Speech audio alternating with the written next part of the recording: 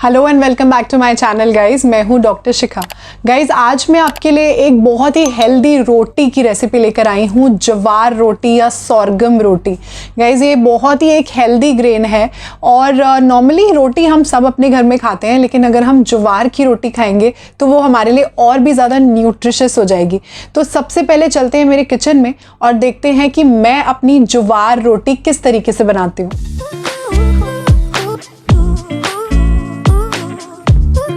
जवार रोटी बना रहे हैं हम। सबसे पहले मैंने यहाँ पे हाफ कप पानी बॉईल कर लिया है। इसको मैं एक बोल में डाल रही हूँ। अब यहाँ पे मैंने ले लिया है हाफ कप जवार यानी कि सोरगम का आटा। इसको भी बोल के अंदर डाल देंगे। अब इसको हम एक स्पून की हेल्प से मिक्स कर लेंगे। याद रखना है कि गरम गरम पानी में ही हमें इसको मिक्स करना है और ये कुछ इस तरीके से हो जाएगा। और इसको अब हम कवर करके लिड लगाकर छोड़ देंगे अराउंड 10 मिनट्स के लिए। अब अराउंड 10 मिनट्स हो गए हैं, चेक कर लेते हैं। पानी बहुत अच्छे से हमारे जवार आटा के साथ मिक्स हो गया है और ये थोड़ा ठंडा भी हो गया है। अब इसको बहुत अच्छे से हम गूंद लेंगे, एक डो प्रिपेयर कर लेंगे हम, जिससे कि हम अपनी रोटी बना सके, हेल्दी वाली, वेट लॉस वाली। देखिए कितना अच्छे से हमारा आटा मिक्स हो गया है। अब रोटी बनाने के लिए बिल्कुल रेडी है हमारा डो। एक पेड़ा ले लिया है हमने, जैसे नॉर्मल रोटी बनाने के लिए हम लेते हैं। दोनों साइड पे हम सूखा आटा लगा देंगे और इसको हम बेल लेंगे जैसे हम नॉर्मल रोटी के लिए बेलते हैं। इसको हमने प्रेस कर दिया है दोनों तरफ से और अब इसको बेल लेते हैं। अच्छे से हम इसको बेल लेंगे, बहुत इजीली हो जाएगी और बहुत ज़्यादा मोटी नहीं रहनी चाहिए। कोशिश करें कि जितना पतला आप इसको बेल सकें उतना आप इसको बेलें और बीच में अगर हमें ज़रूरत पड़ती है तो हम इसमें ड्राई आटा जो है वो लगा सकते हैं। दोनों साइड पे मैंने सूखा आटा लगा दिया और इसको थोड़ा सा और हम बेल लेते हैं। और अब हम करते हैं मैजिक। एक लिड के साथ हम इसको एक बहुत ही ब्यूटीफुल सी राउंड शेप दे देंगे। साइड्स को निकाल लेते हैं और ये बन के रेडी हो गई है हमारी एकदम परफेक्टली राउंड जवार रोटी।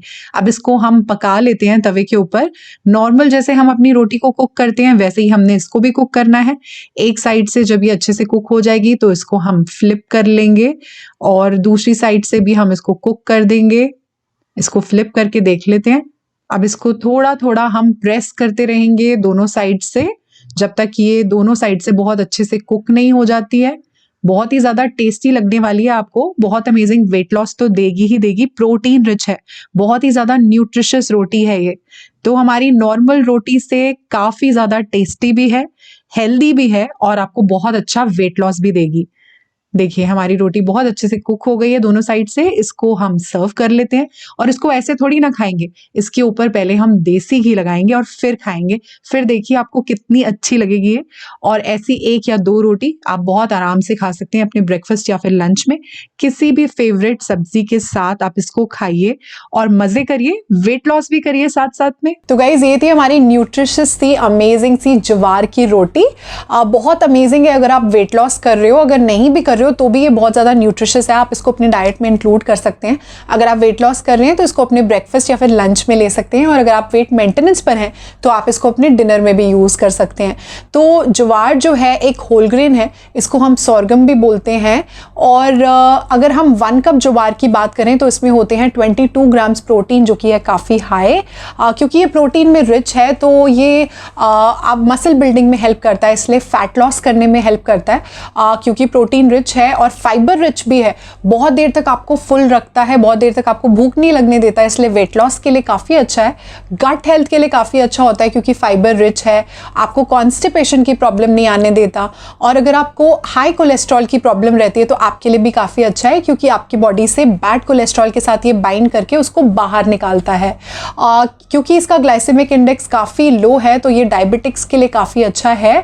इसके अंदर बहुत अमेजिंग एंटीऑक्सीडेंट्स हैं, आपकी बॉडी को ऑक्सीडेटिव स्ट्रेस से बचाता है और फ्री रेडिकल से बचाता है ये। इसमें आयरन का कंटेंट काफ़ी अच्छा होता है। अगर आपको हीमोग्लोबिन की डेफिशिएंसी रहती है तो आपके लिए काफ़ी अच्छा है।